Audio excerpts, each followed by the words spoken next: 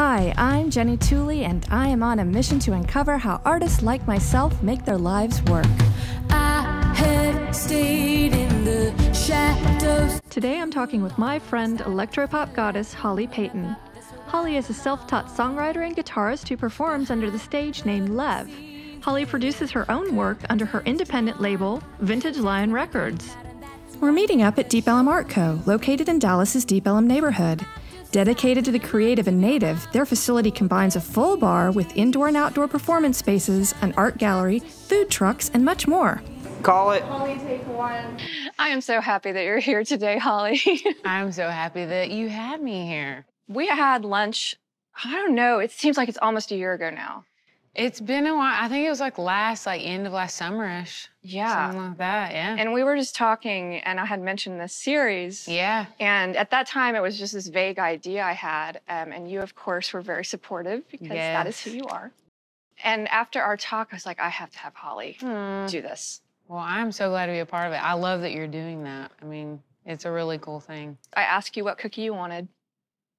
And what I got back was Holly's Neighbor's vegan chocolate chip cookie. That would be it. So here is Holly's Neighbor's vegan chocolate chip cookie. Oh my gosh. Oh, he'll be so honored too. All right, well, we can eat them today or not. I'm definitely sending some home with you. Okay, I'll definitely be eating them.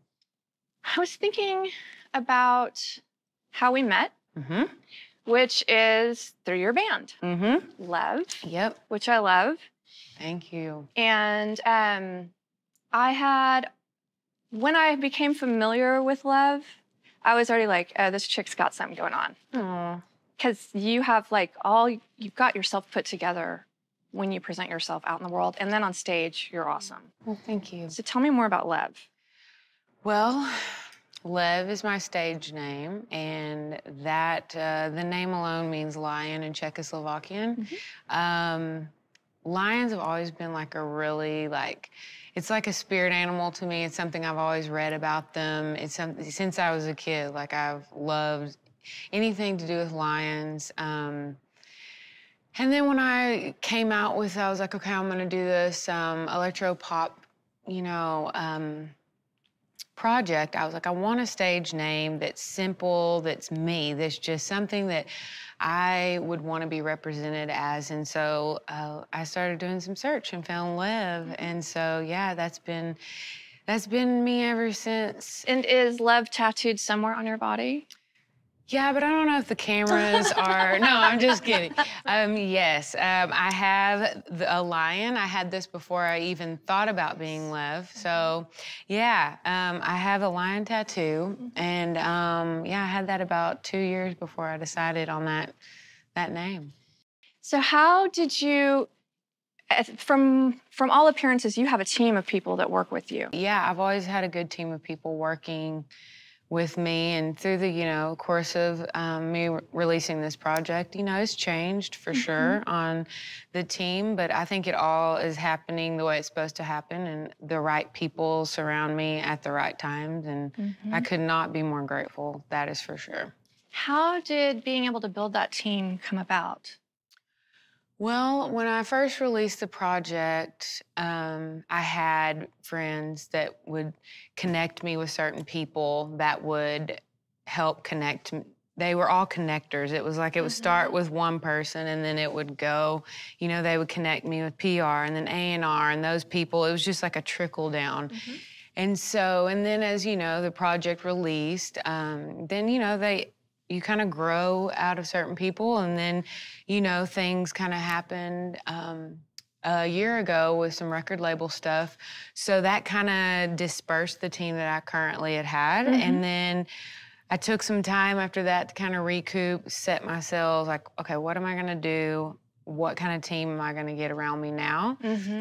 And I really just believed that the right people would come to me, and I've been really surprised on how gracious people have been to help me. How did that change your music, your art, your business, your personal, what grew out of that? When the investment goes away, the money goes away, that's when your team you'll see who's really with you and who's really not. That's when your team kind of disperses. And so when the label deal that I was on, lack of a better word, disappeared is what we'll say. That's when I really thought it was like the end for me. I was just like, you know what? I was like, I don't know how to make decisions by myself because I don't trust my gut. Yeah. So that was a big thing because I'd always had this big team to throw ideas off of. And when all of that happened, I mean, it took a few months. I was definitely had struggled with some depression in there to get, like, how do I get out of this? How do I do this on my own? Mm-hmm. And so I really started to trust my gut. When I would look back, I would think of situations and times where I was like, my gut would tell me one thing, but I thought, oh, well, this person on my team, they've been doing it longer, so they must know better than me. Mm-hmm. And in hindsight, and in the end, my gut was always right on every front. So all of that happening now, looking today, it took a while to get there. It's almost been a year. I'm really grateful that it all happened for so many reasons, because I've always, my whole entire life, doubted myself, doubted my confidence, doubted my decisions, doubted my intelligence. And this has forced me to ask for help, which I hate doing. Like, I mean, I'm like, okay, I can pay you at least $10. They're like, no, don't worry about it. I'm like, I owe you. Like, you know, like, I hated asking. And that was, man, if anything, that was needed to happen for me to realize people were still good. Yes. You know what I mean? I do know what you mean. Because I'd really just thought, like, everybody, if they don't get paid, they're not going to help me. And unfortunately, the money had gone away at that point for the investment. And people, I mean, they wrangled. I mean, I barely would just mention, you know, I needed help. And then all of a sudden, these people rallied around me. And I mean, I would go home sometimes and just cry out of gratitude. Like, I was so touched that someone would want to take their time and help me. Yeah. And it was mind-blowing. And so I really appreciated people in the human race again at that point. I was like, all right, not everybody's bad. There are people that are willing to help. And I've really started to trust my decisions on a lot of things now. And I'm doing so much of it on my own that I never pictured. I was like, well, if I can't do it big, then it's not going to work for me to do it small, you know? So I'm really learning to find the joy again in doing music. Why did I get into it in the first place? Right. And I'd forgotten that completely because I was focused on an end goal. Yeah. And if I did not hit the end goal, and that was my God, that was my everything, all my cookies were in one basket, then nothing else mattered in between. And so that's why I think all of that stuff had to happen to me to realize that if that's your God, you're never going to be happy, and it's always going to fail you. That's some very good insight to get. It's been a journey, and I hope I can share that with anybody who feels that way, because I know how rough it can be.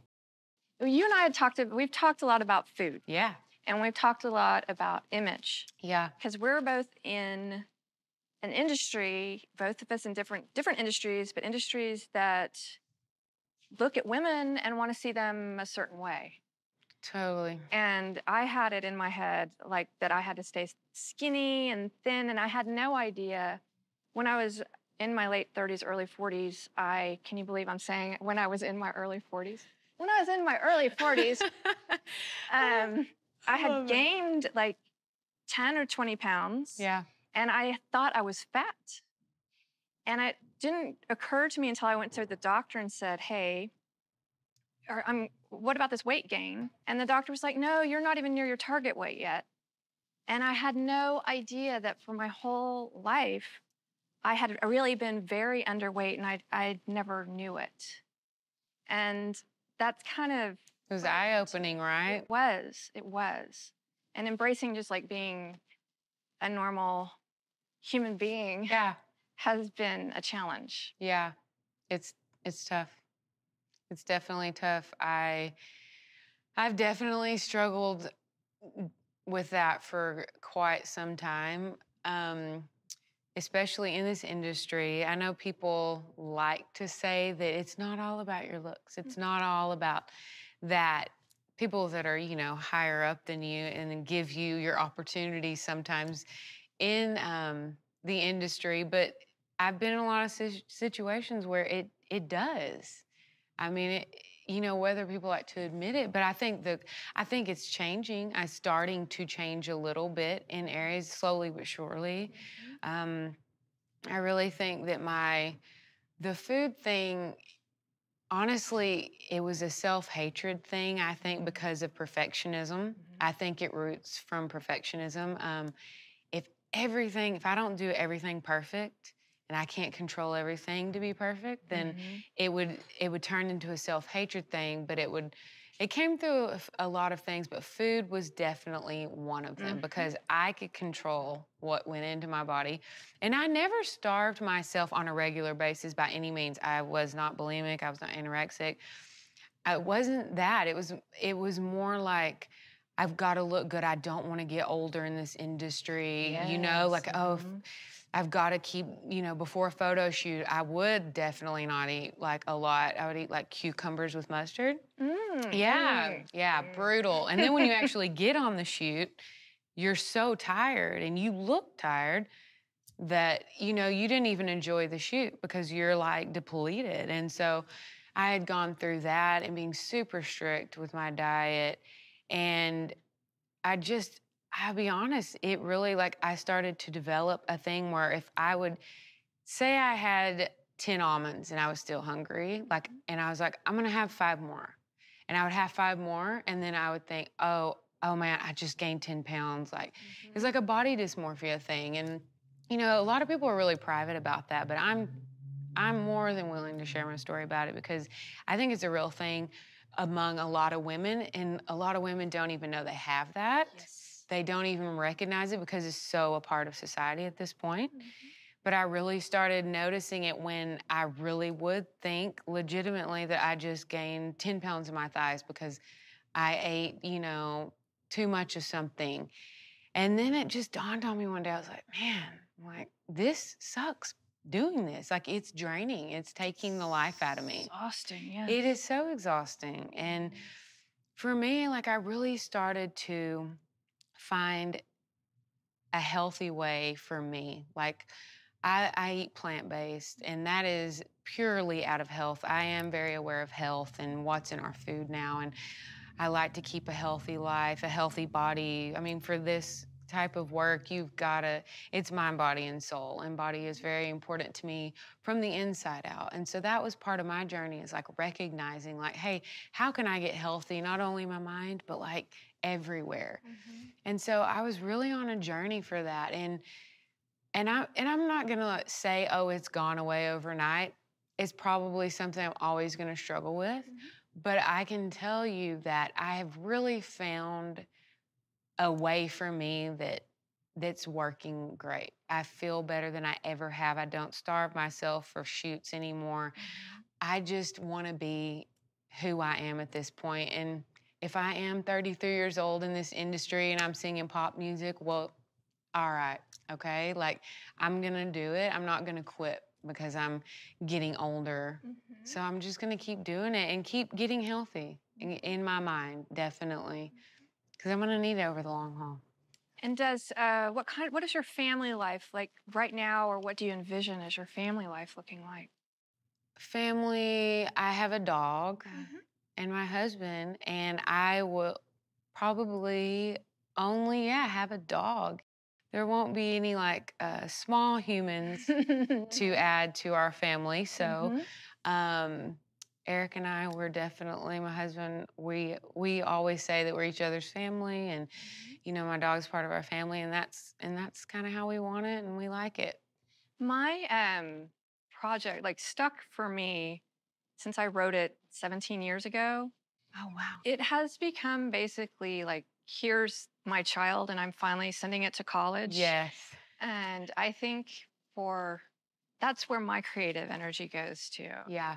I've always known that the children, although I love them and adore them, I just was not going to work with the kind of person I am. Yes. And with the things I'm trying to do. Yes. Because my energy would be split too much. Yes. And I didn't have very good boundaries for most of my early life. So they were going to run all over me. But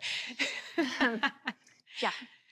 No, I love to hear you say that, though. I don't meet a lot of people who say that, or that I can even be open enough to say that.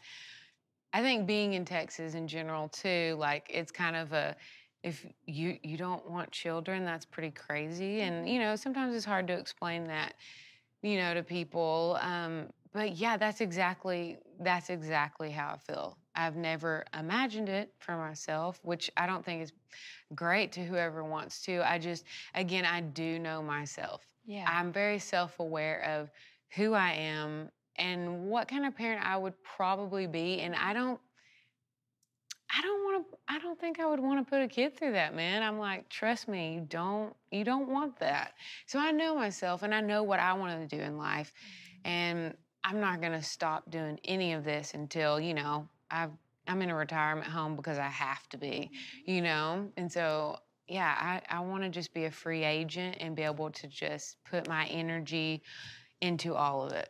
For years, I believed, and it was somebody else's belief system I had hung on to, I believed that in order to be an actor, even though I knew in my heart the kind of actor I wanted to be and was, I thought, oh, this is the path I have to take. And it was like that very focused, you have to do this and this and this, and you have to that and that and that. Mm-hmm. And if you're not at this place, you're not blah, blah, blah. And that didn't work out so well for me. Yeah, right. But like having a more holistic life seems to be much more who I am. Part of my holistic lifestyle is, you know, practicing what I preach, doing what I feel is right. So I like to get really good sleep. I like to get up early. I like to really start the day. Like, I have routines that I'm pretty, you know, I have to do because that's what sets me up for me to succeed in my own mind, to succeed, to just work on art and not have to be perfect, but to just do it for me. Like, oh, this song doesn't have to be perfect, but I think it all goes hand in hand. I think the way you set yourself up during the day to progress through the day to get what you want done, I think it's important. And I'm grateful that it's taken me years to develop that, but I'm really grateful that I've been able to, like, find out what works for me and stay true to that. And that's sometimes hard, but I've definitely been working on that the past few years. Was there anything else you wanted to talk about today? Well, I mean, I can't think of anything specific, but if there's anything else you want to ask me, feel free. I think we've covered the gamut at this point. All right, I'm an open book. I'm an open book. I won't hold anything back. So. Thank you. I really appreciate that. I love chatting with you. It's been awesome. Your team's great. It's beautiful. We have a great team. Yeah.